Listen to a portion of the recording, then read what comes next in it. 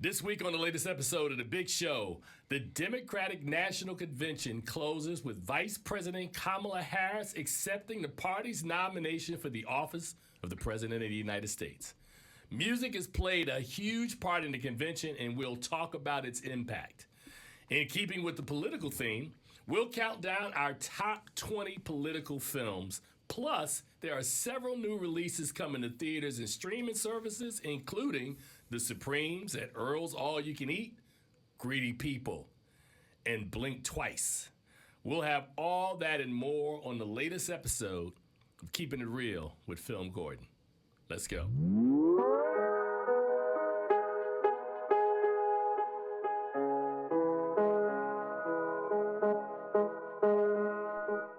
Experience life through the eyes of a true film addict. Keeping it real with Film Gordon. Keeping it real. Keeping it real with Film Gordon. Keeping it real. Keeping it real. Keeping it real. Keeping it real with Film Gordon. Keeping it real. Keeping it real. Keeping it real. Keeping it real. All right, and welcome to the latest episode of Keeping It Real with Film Gordon. I am Tim Gordon.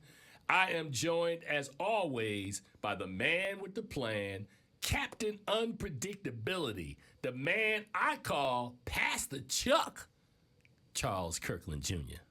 Let me talk to you. There it is. There it is. Let me talk to you. Hold on a second. All right, I have no idea. He's continuing to move forward. And plus, behind the glass, back again is my man, Shane Lewis, the master of disaster. That dude is swole, man. You see how he came out today? He was like a mini yo? Hulk. He looked like he'd been spending time either on some prison yard, pumping iron, or, as I told him, looked like his shirts was too tight. Yeah. Or it could be a combination of both. So, hey, welcome back, man. Also, by the way, I'm going to bring this up because I'm just me. This is the birthday edition of The Big Show. My birthday is this weekend. I thought you meant the show. The show's birthday. Oh, the show's birthday's coming up November 19th. So this show will turn 15 years old in several months, man. 15. Well, happy birthday to you, Tim Gordon. How old will you be on Saturday? 15. 15 years. Oh, okay, I'm sorry. I was 15 last year, but as B.B. King once said, Sweet 16. Oh, Sweet 16. Well, congratulations for your Sweet 16. Are you having a coming out party or something? I'm not coming out. Look at Shane. I'm not coming out. You're not doing this to me. All right, let's get into this show today, man. All right. So all week long, we've been watching the Democratic National Convention, the DNC. I'm not sure if I told you, but I was talking to somebody on the phone about this because I was like loving what the Democrats were doing with the production, where they have taken like a standard convention and like pumped it up on steroids, man. You know, it might be the blackest convention I've ever seen. What? Don't say that. Really? So the fact that they had DJ Cassidy doing roll call. A white man. Watch this. But he had a special playlist for every state. I thought that was genius. It was fantastic. Was genius. When they got to New York and it was like dun dun dun dun dun dun dun. Dun, dun, dun, I think nobody understands what song you're trying to sing. Okay, they were playing Empire State of Mind. That was a terrible version. Dun, dun, dun, dun. Well, look. Shane, that's how it sounds in my head. Look, Shane. No, in my head, that's what it sounds. Also, really, for Jersey, they play "Born in the USA." I mean, I get it. It's Bruce Springsteen. You knew it was going to be Bruce something. It's Bruce Springsteen. But for DC, let me clear my throat. Clear my throat. Oh, that was hot. The best one though was they did a mix for California. Yeah, they did. So they started out with "California Love."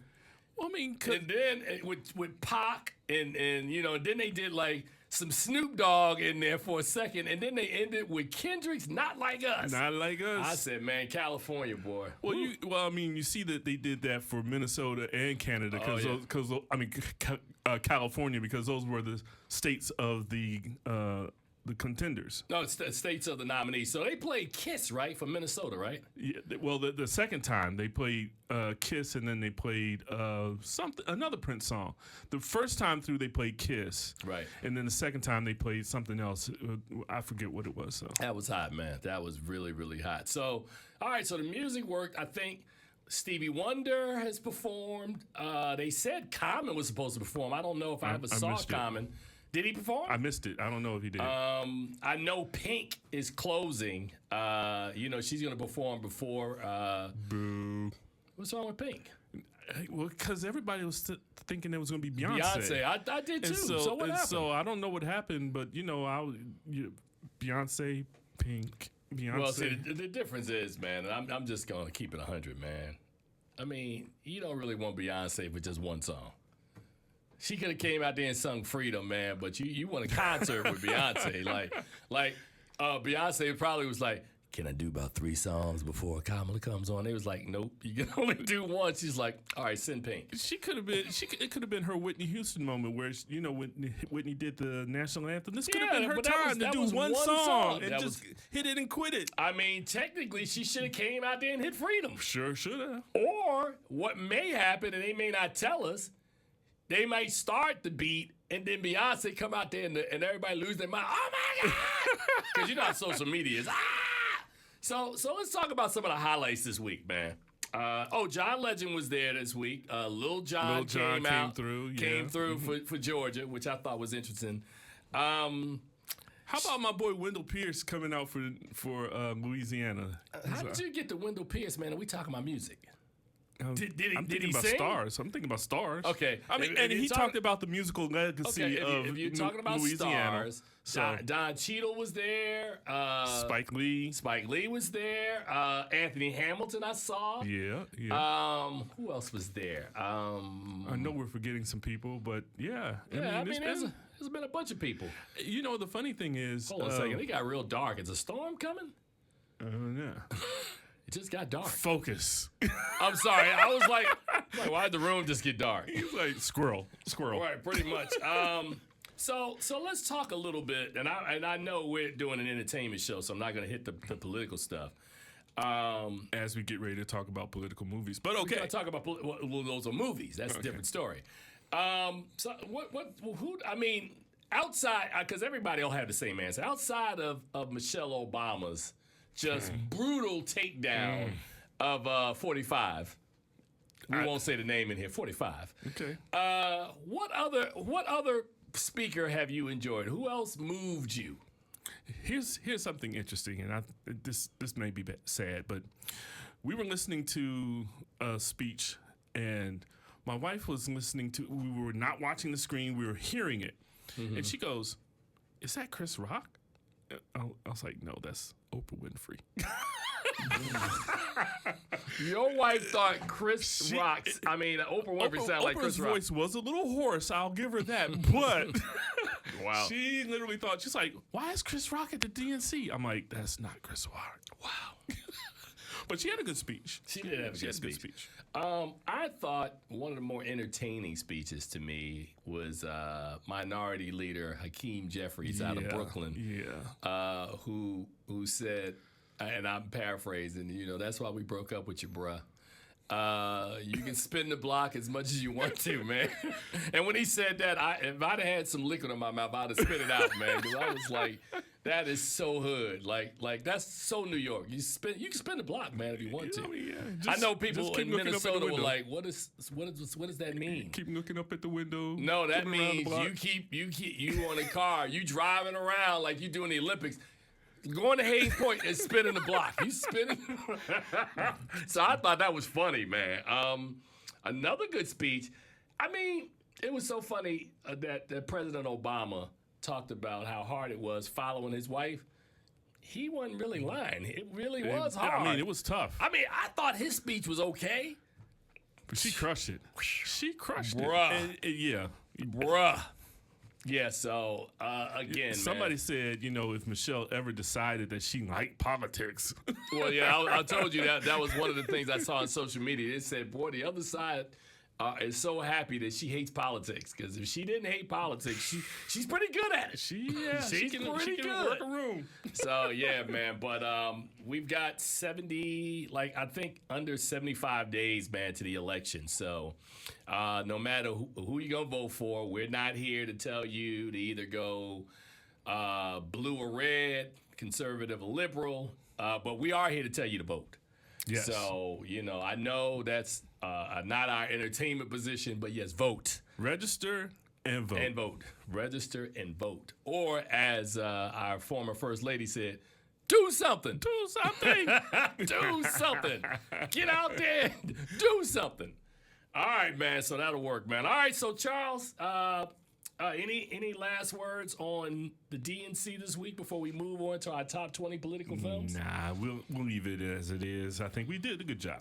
All right, man. So let's go straight to, since we are keeping it in a political tone, I wanted to move it to movies. Militant. And we went and looked at a list that I think the Hollywood Reporter put out, and neither of us were happy with the list. I mean, the films that they selected. And I think if I would have probably read deeper into how they composed their list, there probably was a criteria that I really didn't understand.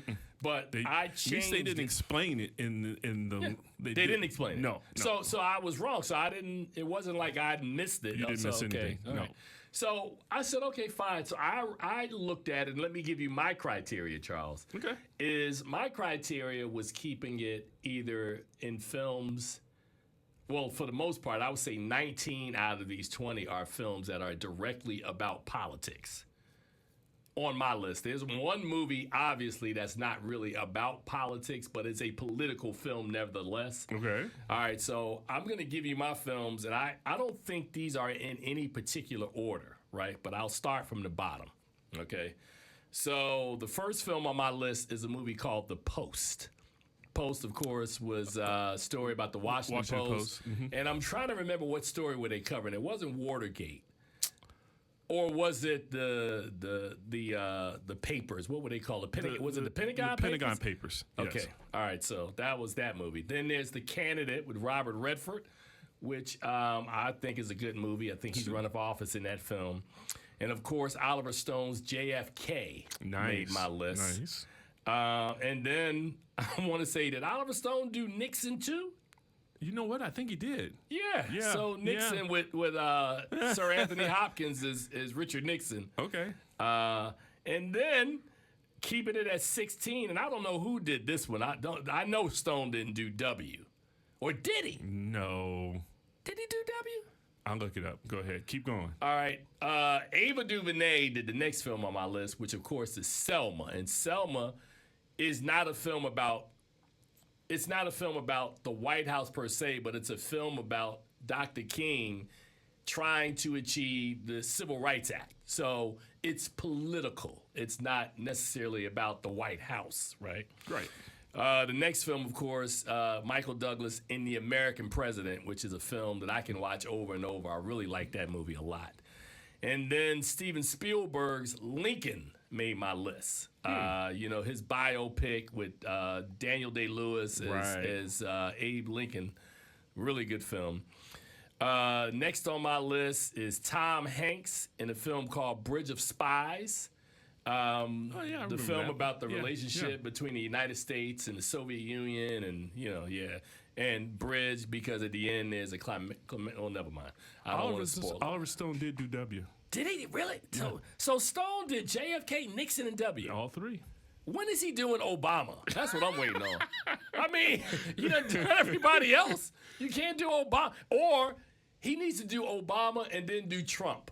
That's what he needs to do next. I mean, really? Both of them? He did the first three? Well, okay. You might as well, you call it his presidential series. Did he skip Carter? He not going to do Carter?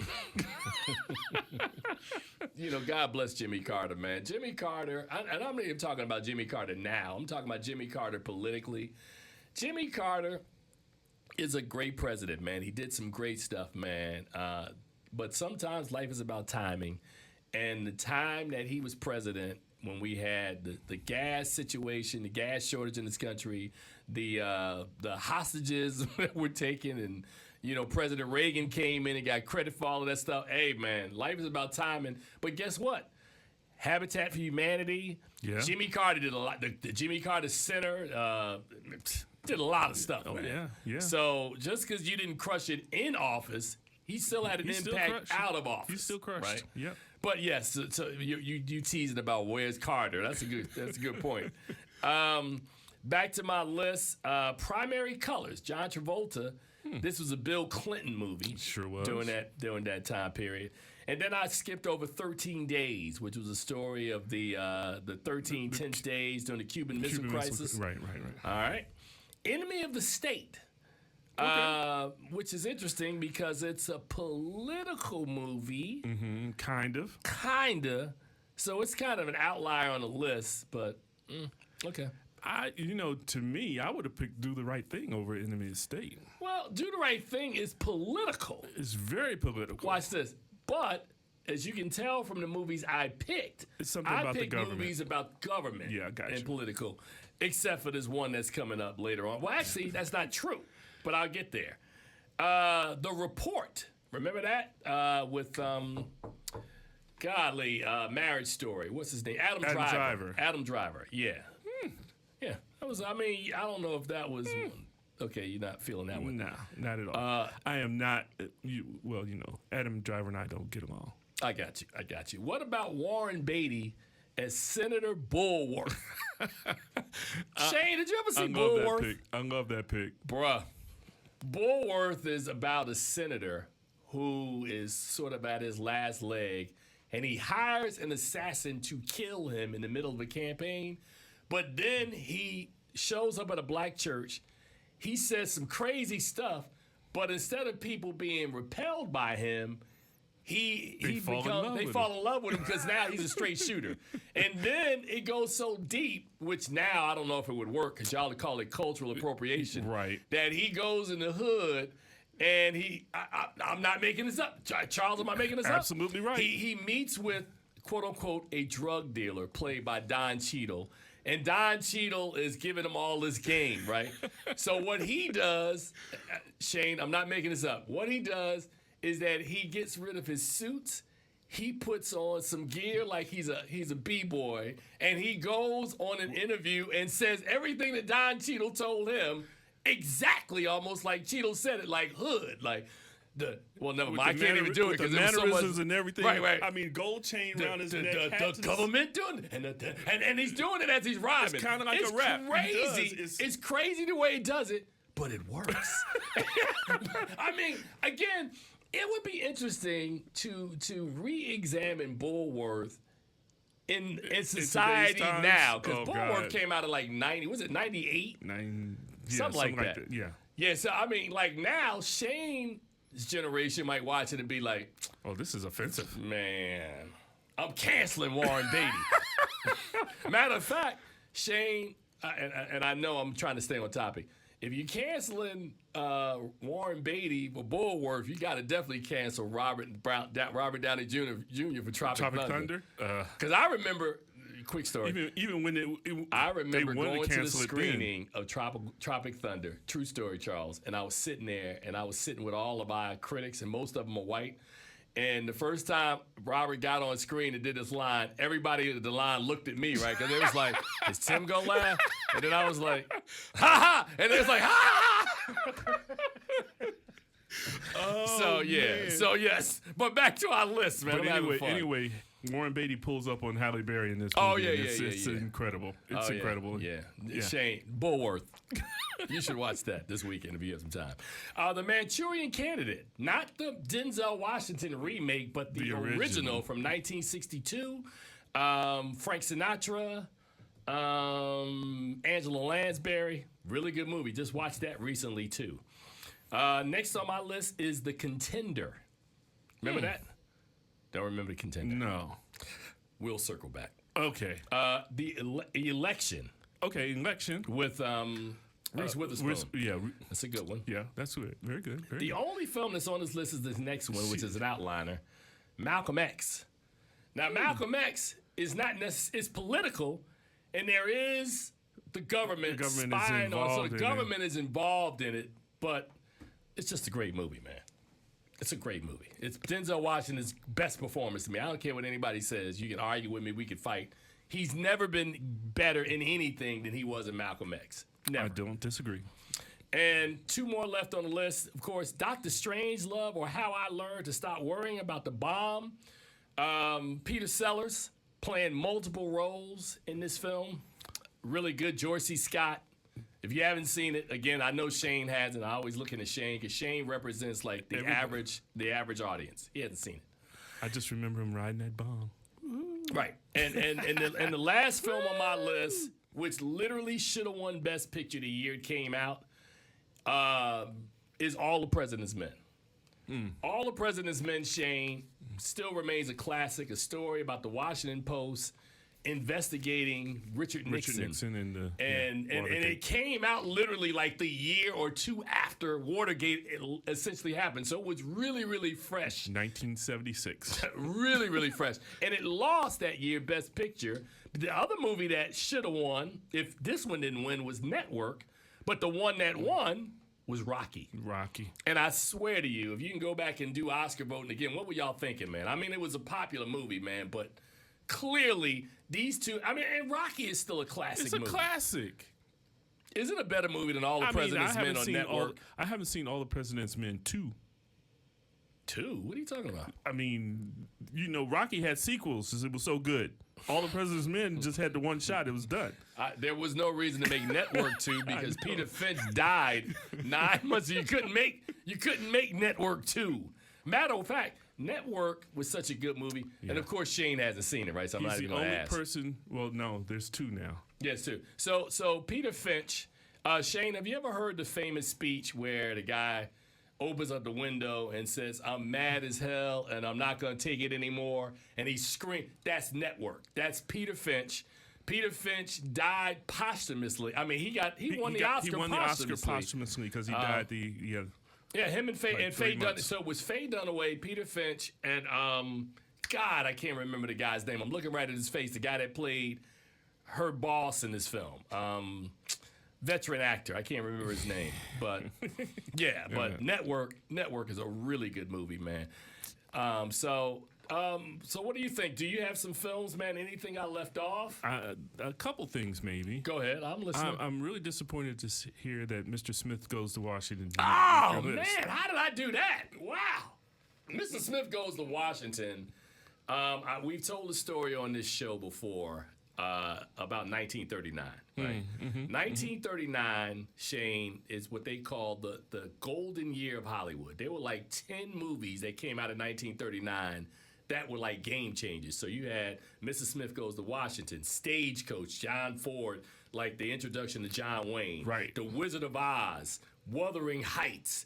39 was a great year. 39 is smoking. I mean, there are, you know how we talk about, and you know, like sometimes we talk about hip hop or we doing those shows and we talk about classic albums. Man, there are classic films from 39.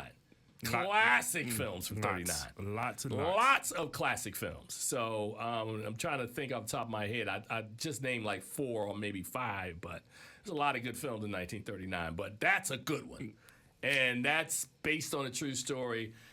Shane, you have seen Mr. Smith Goes to Washington. No, he has not seen Mr. Smith Goes to Washington. You know, I almost feel like with Shane, how they say that we Jimmy need to have Stewart, Gene Arthur, Claude Rains. The thing is a fantastic movie. Okay, so Frank Mr. Smith Goes to Washington. Frank You know, Capra in was- politics, we have 2 senators from every state, right? Jimmy Stewart gets a Senate seat, and he's the junior senator, and Claude Rains is the senior senator. And he thinks that the senior senator is going to be above board, and they're going to try to work with him. And he finds out that there's some corrupt money on the other side, and they're trying to shut him down. And there's a great scene in Mr. Smith Goes to Washington that the only way he can really get attention is that he has to talk nonstop to a filibuster, and he talks to the point where he passes out. Like he's like in the chamber, and everybody in the chamber. It's a great movie about government, politics. It's a great movie, man. It's just a great movie.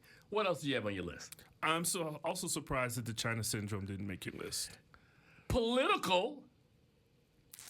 I mean, the government Michael was Douglas, involved Jane Fonda, Jack Lemmon, China Syndrome. Good movie. for the main reason is for me That it foretold the future. it foretold the future. I mean, Because Shane, they made a movie about a nuclear reactor reactor melting down, and like a month later, it actually happened. 3 Mile Island. 3 Mile Island. So again, we can do another show about like the 70s. The 70s, they called it the age of New Hollywood, man. Mm-hmm. You remember the 1970s, there were several directors or auteurs, as we call them, that came along who moved, their films moved the culture, and they still do. Francis Ford Coppola, George Lucas, Steven Spielberg, Martin Scorsese, Brian De Palma, what's my guy's name from Hal Ashby? Like there's so many. I mean, see, you sleep on Hal Ashby. A lot of people do. But Shampoo. yeah. Being There. Coming Home. The Landlord. Come on, man. This dude, all he did was make bangers. He had platinum movies, man. Ashby is kind of like Belichick. Is it him or is it the actors? Sir, it's him. I mean, look. He made a movie about gentrification 40 years before gentrification existed. True that. Right?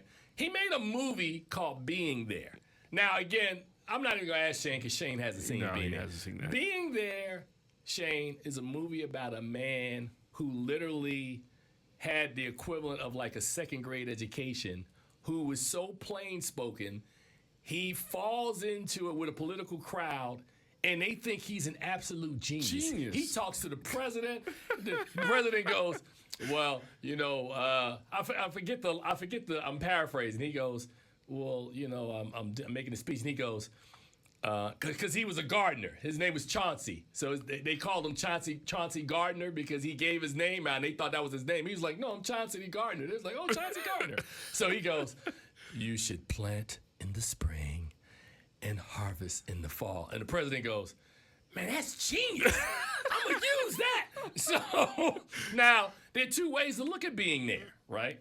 You could either say it's a movie that speaks about how a person with humble beginnings rises up, or you could just be Tim Gordon and go, "See, the white man, they won't let the white they won't." So I'm just, but people, watch this. These are jokes. Watch this. Not really, but they're jokes. But yes, Hal Ashby, Harold and Maude. I mean, oh yeah, man, he's brother, just incredible. Guy made a bunch of movies, man. So, anything else off your list, man? Of the night,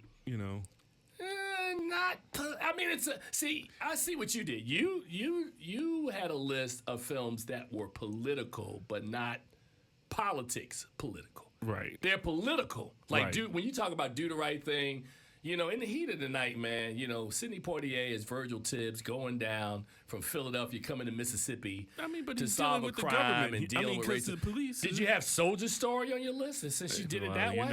You know what? No, I did not. Soldier Story is political. For many of these soldiers in that regiment, they had never seen a black officer, and that was the appeal of that story. Okay. I'm trying to think of what else you left off the list. Did you do Power with Denzel Washington from 1986? Him and Richard Gere. No. Okay, see how I'm spitting you movies. I feel you. From your criteria. Okay. Okay. All right, man. So Your list works. Your list works. No, I mean not necessarily, man. I mean we are here to have a debate, right? So like, I don't necessarily I have a perspective. You have a perspective. Like, let's talk about these perspectives. That's all I'm saying. And Power is a great movie, but I don't think it's as powerful of a political drama about Glory? as Do the Right Thing. What about Glory? Even Glory, I don't think is as a powerful a political drama as Do the Right Thing. Or Do the Right Thing is an amazing political film. I mean, it's funny. We talk about Malcolm X and we talk about Do the Right Thing, and I think Do the Right Thing as a film is better than Malcolm, but as a performance, I think Denzel Washington. That's probably the best performance. I mean, I would argue and say it's the best performance I've ever seen him give. But it's definitely the best performance in any Spike Lee film, True. right? So, I mean, yeah, I don't think there's any better performance that he's had anywhere else well, than in Spike Lee films. See, but I'm in the minority, man. And I know we got a couple more, about 30 seconds before we need to move on. But I still love Ed Norton in 25th Hour. I think there's a certain sentimentality that I have about that movie because it's like the first New York movie made after 9/11, and there's that great scene where they show you the hole with the that movie moved me, man. It still does, man. Monty Brogan. That's another thing we should play one day. We should come in here and I should just spit out a movie character and you try to guess the movie because I always know these names of these movies, man. Oh God. Anyway, how about Dave? Dave is another one. Wow, that's a good choice. Yeah, but we talked about how Dave is a mirror to another film that you saw earlier that was done earlier. Yeah, there's a movie called I should have used that one. Gabriel Over the White House. Yeah. I'm actually showing that in a film series. Where's Shane? Gabriel Over the White House is, in context, was created by Walter Houston. I'm sorry, it starred Walter Houston, but it was created by William Randolph Hearst, right? William Randolph Hearst thought that during the Great Depression that he wanted to bankroll a movie about how the president should solve the problems of the country, right? And tell me if any of this sounds familiar. So in Gabriel Over the White House, it tells the story of a really corrupt president who one day gets into an automobile accident and a divine spirit overtakes him and his entire personality changes. He comes out the coma. He becomes this really fascist president, right? Where he takes down the mob. He uses martial law. He takes over the government. He, as a single person, he goes to Congress and tells the Congress, if y'all don't want to do this, forget y'all, I'll do it myself. Does that sound like anybody we know? And the fact, that's why I'm showing it in that series a couple of days before the election, like, if y'all don't get y'all stuff together, this is the kind of dude you're going to get. And then at the end, of course, after he's accomplished everything and he's gotten world peace, he falls back into a coma. The divine spirit leaves him. He dies. And the end. And his legacy is that he's a great president. It's very scary. Now, remember, this movie is made 1933. 1933. This is made maybe 6 years before the rise of Hitler and Mussolini and all these other really fascist guys that use these sorts of kind of methods. So it's a very interesting film that TCM plays it like once every 5 years. They don't run that one a lot. Like, because I remember the first time I saw it, I was like, whoa, whoa, it's pretty deep. Just goes to show you that somebody's not original. Yes, but Dave is a good movie. You're saying somebody's not original. Yeah, but somebody's not. All right, man, let's move on. We got movies to review this week, and we need to probably talk to the man behind the glass to come up with us some funky review music. You know, like if it's and if you could put like a go-go spin with like some neo soul, that would work, Shane. So get to work, bro. All right, so up first this week, among the three films is a film called Greedy People. A cop in a small island town must investigate a murder and the discovery of a large sum of money in the comedy mystery Greedy People. The film is directed by Patsy Ponsa. Wow, this almost sounds like Fonzarelli. Patsy Ponsarelli, and written by Michael Vukadinovich. Okay. It's my best guess. It stars Himesh Patel, who you may remember played, what was the movie about Bruce Springsteen and the kid loved Bruce Springsteen? It was literally the first film we ever showed at the Light Rail Film Festival. But I'll revisit that. And he also played, Yesterday? Yesterday. It's a kid from Yesterday. Lily James, who you know. Joseph Gordon-Levitt, who we just saw in Beverly Hills Cop 4.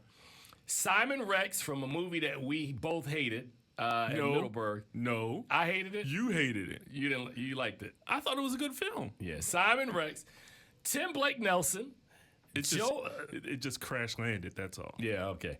Joey Lauren Adams, who appears in a lot of Kevin Smith films. The great Uzo Aduba, who is going to be in two movies that we're going to talk about this week. But she stars in this one along with Jim Gaffigan.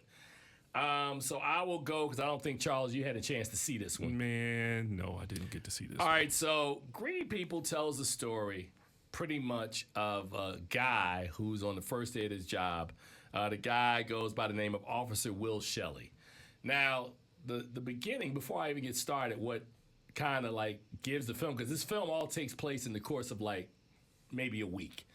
But the first day of Officer Shelley's job, he gets up to go to work, and something has happened to his eye. Like he slept on it, so his eye is like bloodshot red, which is the butt of jokes from everybody. Like, is that thing contagious? Like, can I catch that? But he shows up at work in small Providence, Rhode Island, and his partner is a guy by the name of Terry Brogan, played by Joseph Gordon-Levitt, who's pretty much, an idiot loner. And you come to find out a little later on in the film, he was a kid who was really, really weak. And when he grew up, he was like, I want to be powerful. So he became a police officer. So you can already tell he's not like a really nice guy, but, so they partner him up. And he goes out on his first day, and when his partner, played by Joseph Gordon-Levitt, is away, he gets a call for something like an 11:51. And he's like, oh, snap, this is a burglary. So his partner's gone. He goes to this thing alone, gets into a tussle with somebody, and the person dies. So now he's distraught. This is his first day at work. So later on, his partner, played by Joseph Gordon-Levitt, shows up. Mm-hmm. He says, hey, man, that wasn't a burglary that they called. And this woman calls in these people trying to have sex in front of her house. That's what they called in. Oh. So in his frustration, he's like, oh, my God, this is jacked up. And he kicks a piece of furniture, and $1 million falls out. So the movie would end if they would have turned in the money. He'd have got fired because he killed his woman. Money gets put away. That's not what happens, because the film is called Greedy People. Yeah. And let's just say that one act triggers over the next hour and 40 minutes a bunch of stuff that happens. He steals that money, doesn't he? Man, well, I don't want to say too much, because I think this is a movie that you need to discover and watch, because I watched it a couple of times. I was like, wow. I mean, just that one thing. It's almost like the movie was like dominoes. Like you tipped over that one domino and just watched it for an hour, just go all around the table. And Uzo Aduba in this plays the sheriff. She is, I think she's Sheriff Murphy. And she's trying to figure out and investigate, as people are dying, why this is happening in this small little town of Providence, Rhode Island, man. This is a hard one to review, because if I tell you too much, it will lead you to where the story is. And Charles is already like a movie detective, so he's already thinking. But let's just say again, that one act triggers because we've got a wife that's been killed. We got two police officers who are trying to keep the money. And them keeping the money, there's a reason why that money was sitting there, and it wasn't for them. And you figure out later on, somebody wants their money back, and there's a whole lot of people, as they say on the streets, that get dead because of the accident. Yeah, man. So no country for old men. Hey, man, look. So I wrote in my notes, one mistake spirals into a huge catastrophe. Gordon Gekko once said that greed is good. This film indicates otherwise. And finally, money really exemplifies the character of who you are. If you are an idiot and you have no money, if I gave you some money, you'll be an idiot with money. An idiot with money. And again, you heard me describe Joseph Gordon-Levitt's character. So, Greedy People is a really interesting character study that I sort of like, man. And from a grade standpoint, I'd give Greedy People a B. Okay. I thought it was a really good movie, man. It's got a really dynamite cast. Uzo is really, really good in this film, man. She plays a a sheriff who is grieving over the loss of her son. Yeah, it's a very, very interesting story. It's interesting because I want to see what you grade the other things so I know how this film ranks in comparison to the other two films that we have for today. All right. Okay, so enough of this movie, man. I'm going to transition next to the story of a cocktail waitress who becomes infatuated with a billionaire tech mogul. Oh, we're going to do that one now? Yes, sir. Let's Okay. keep it here because there's Go a ahead. reason. Travels with him to his private island for a luxurious party where things begin to go wrong after her friend vanishes in the psychological thriller Blink Twice. The film is the directorial debut of Zoe Kravitz from a script she co-wrote with E.T. Feinbaum. And the film, of course, stars Naomi Ackie, who was Whitney Houston and I Want to Dance with Somebody. Of course, Channing Tatum, Christian Slater, again, Simon Rex. Wow, 2 movies this week for Simon Rex. That's 2 for him and 2 for Uzo. Adrian Arjona, Haley Joel Osment, Kyle MacLachlan, Gina Davis, and Aaliyah Shawkat. All right, Charles, I'll let you start with this one, man. Wow, thank you. Wow, okay, so you mentioned before how I'm like the movie detective. And when I sat down and watched this movie, I'm like, I have no idea what's getting ready to happen here. I mean, I had some parameters in where this was going, but I really had no idea where this film was going. And it was violent and sexy, and I mean, it's just so much. Zoe put a whole lot into this film, and Naomi Ackie is incredible. Channing Tatum is fearsome. I just loved every bit of this movie, from the color palette to it was just beautifully shot, well acted, suspenseful. Everything that you want in a really good movie is in this movie.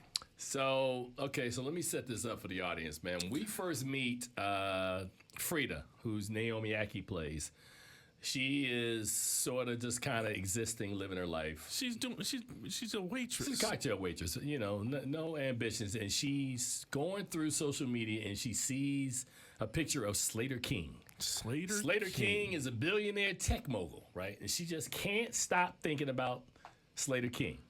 Okay? Infatuated with him. Her and her girlfriend Jess go to work, and they're at work, Shane, and Slater King shows up.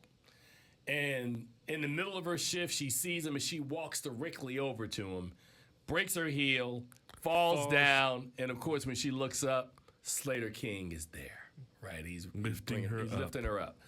And as you watch the movie, the first thought should be, hey, it's like she knows this guy or he knows her.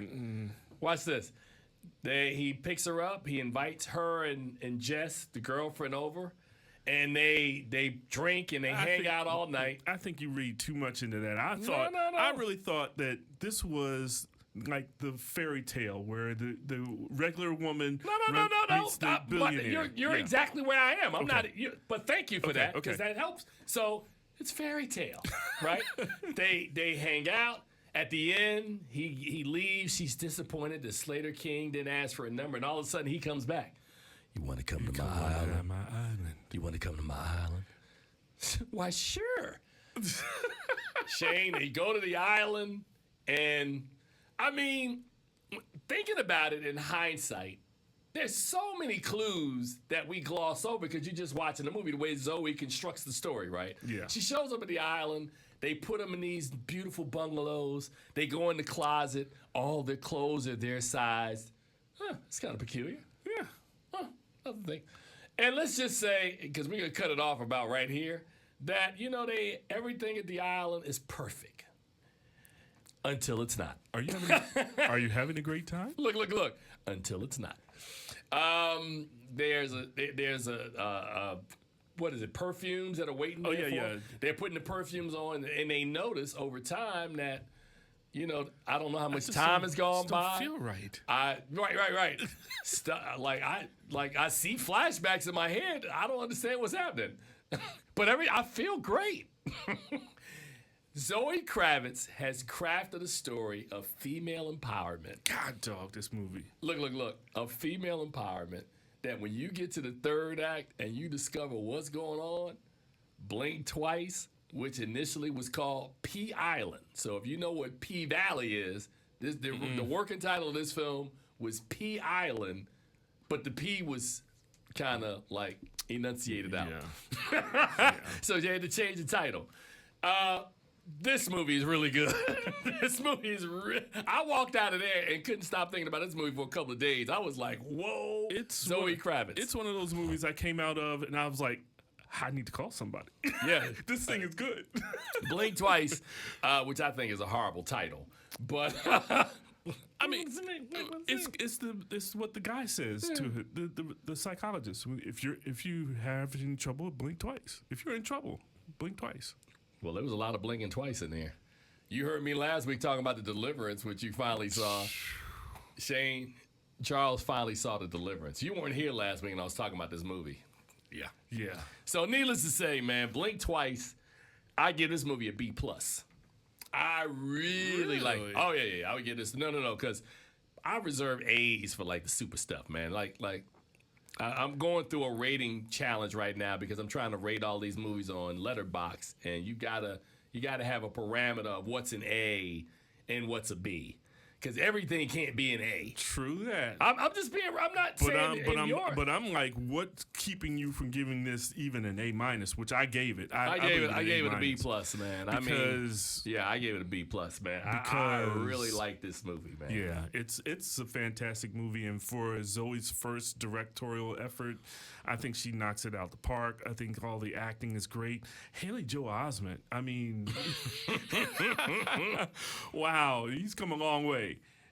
But this movie is just fantastic, and I mean, cheers going up in the audience at the end of this film because it was just, I thought it was fantastic. This is a good week for movies, man. We've had weeks where we've had movies that we had to kind of go. We had to kind of fluff it. And, there was nothing happening. All right, so we got one more movie left, man, and I think I saved this one for last because this is literally the movie that we both just watched this morning.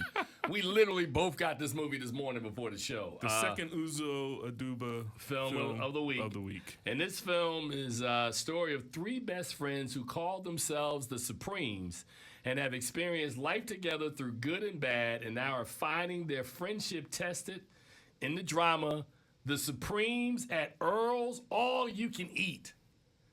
Don't like the title. You could have just called it The Supremes. You couldn't call it The Supremes. One more time. The title is The Supremes at Earl's All You Can Eat, directed by Tina Mabry, Black Reel Award-winning Tina Mabry, and written by Mabry and C. Marcellus. The film is based on the 2013 novel of the same name by Edward Kelsey Moore. The Supremes stars one of my favorite actresses, Anjanou Ellis-Taylor, Sanaa Lathan, Uzo Aduba, Mekhi Phifer, Julian McMahon, Vindy Curtis Hall, and Russell Hornsby. Great cast. A fantastic cast. Great cast for this.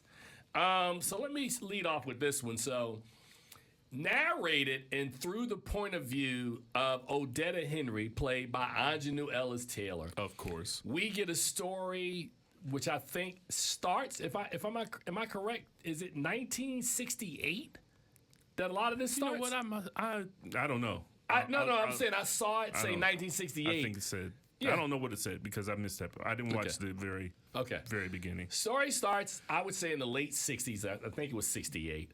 About these three young ladies who meet when they're like almost teenagers, right? Right. And the three, of course, are Odette, played by Anjanou Ellis-Taylor, Barbara Jean, played by Sanaa Lathan, and Clarice, played by Uzo Aduba, right? So what we get in the film is we have them as adults, but they have three other actresses who play them as young teenagers when we introduce them to the story. So it seems like Odette and Clarice were already friends. They were connected, right? And I think we see in the film that Barbara Jean, who's played by Sanaa Lathan's characters, her mother dies. Her mother dies. And they come over to the father who... Odette's mother sends them over to... With a box of chicken. Yeah. Yeah. And to her and her stepfather. It's not her real father. Her stepfather. Her stepfather. Who clearly something's amiss in this house. He's not good. He's not right? a good guy. And the character played by... Was it Ingenue Wells' character? Who threatened to beat him down? Yeah, Odette. Threatened. You know, my father taught me boxing when I was a kid. my man whoops out a belt and everything, and she's like, yeah, okay. She was like, unzip my dress. She came out her dress. Only thing that was missing was some Vaseline. That's right. She took off the earrings. She was like, let's go. So needless to say, they rescue Barbara Jean, who grows up to be Sanaa Lathan, right? And the three of them are just connected from there. So the name, the Supremes, comes from when they come into Earl's All You Can Eat. Right. And he was like, man, you ladies look like the Supremes. Y'all the Supremes. They're like, ooh, I take that. So they get their own booth. And now we're in this story. And pretty much, man, it's a not necessarily a coming of age story because it's not about them as teenagers, but it's their relationship over the course of like 30 years, right? And how that relationship, and you know, I call it lifing, right? You know, stuff happens. Like if you and I are connected for 30 years. I think it's 40 years. Okay, 40 years they're together. Because they're in the mid-50s. Yeah. So pretty much, man, the film it's not like it's anything like uber deep. It's the story of three people who have their foibles and they're not perfect. They have to deal with stuff, whether it's broken marriages, whether it's health challenges, whatever. They're having to deal with this stuff over the course of all of that time. Right. Tina Mabry, who I happen to like as a person and as a director, I think does a really, really good job with this film. It's the sort of film that you walk away feeling good. But let me also put in here, Charles, that there was one other character who I thought was really, really interesting. And did you watch the outtake at the end? Yeah. So Donna Biscoe plays Minnie. Minnie's character in this film is she was married to Earl, right? The guy, Earl's. Right. Well, she was Earl's second wife. Well, she's Earl's second wife. And there's a fantastically comic scene where, you know, unfortunately, Earl's demise, which is unique. Earl Shane was praying. You know how you get on your knees to pray? On the bed. And he died. And he died praying, right? So, of course, the wife is there. The second wife, we're talking about Minnie. And at one point, Ingenue Ellis goes, where'd you sleep last night? She said, you sleep on the couch there? She said, no, I slept in the bed next to him. So you slept in the bed next to him, and then she starts freaking out and crying. She goes, oh, now you're upset. So she is full of drama the whole movie. And then at the end, that scene, I had to rewatch that 3 times because it just kept making me laugh. She was a person who was, what do you call it, like a fortune teller? She wanted to be a psychic medium or whatever. She was like, I foretold this. This is my prophecy. So I thought that was a wonderful, like I love movies that'll have like some offbeat character who's in the story, who's not a primary part of the story, but adds like some comic relief or some drama. Oh, she definitely was comic. So Donna Biscoe, if you listening, you did that thing. You didn't have a lot of. Oh, I'm sorry about that. That's how excited I got with Donna Biscoe. You didn't have a lot of time in this movie, but your time was well spent. And even the scene that they had at Earl's when she came in there with all the smoke. Smoke machine. She's coming in. She came with a smoke machine. They waving the smoke. I was like, what's the name saying? God have mercy. What is going on? So yes, I like this movie. And watch this. You said you want to wait for my grade? Give it a B+. Wait a minute. Time out. You're not giving this film the same grade that you gave Blink Twice. Bruh's a B+, man. Nothing can get an A, man. I mean, there's not a... See, watch this. What's an A? Ask me what's an A movie. Ask me what's an A movie. This year, what's an A movie? Oh, this year? Yeah. Oh, I don't know. I have to go back through my box. Yeah. Bro, look. I write all that stuff down, so I have to remember it, man. You notice that? So Like, why, don't ask me did these you tell questions. me to ask you if you're not going to know? No, I was saying just in general. in general, what's Godfather's an A an movie? A. Of course, it's just an A. It's just an A. I mean, it's literally. It's just an A. Once Upon a Time in the West is an A. I mean, I got a list of A movies. Is there an A on plus? the waterfront? Is there an an A? Well, I'm saying when I pluses? say an A, I'm saying that's as high as I can go in the food chain. I mean, if I could go A plus on some of these movies, I would. But I'm just saying an A. Those are movies to me that are like almost perfect movies. Yeah, okay. It's an A. I mean, this movie is a B plus. I mean, that's close to A. Wow. I mean, So- I could have gave it an A minus, but see, I've learned that movies, sometimes you're in the moment with movies, right? And you'll see a movie and you come out, and after you think about it some more, you go, So And I've had a lot of moments with movies, like after the fact, like I was kind of feeling it that day. I'm really confused. Are you really saying that the Supremes at Earl's All You Can Eat and Blink Twice are the same level movie? Yes, in my rating system, and let me explain to you why. Watch this. I can explain. I thought what Zoe Kravitz did with Blink Twice was very creative, and it was really well, but it wasn't a perfect movie. There was some issues with the film, to me, thematically, of how you're telling the story, right? Okay. And I can feel it in my stomach. When I watch movies and they're really, really good, I'm like, oh my God, it's a really good movie. But Earl's All You Can Eat, I'm not going to say I graded it on a curve, but I'm thinking about the cast. I'm thinking about Ingenue, who I really like a lot. I love Ingenue. Watch this. I'm thinking about Tina Mabry, who I happen to have an affection for.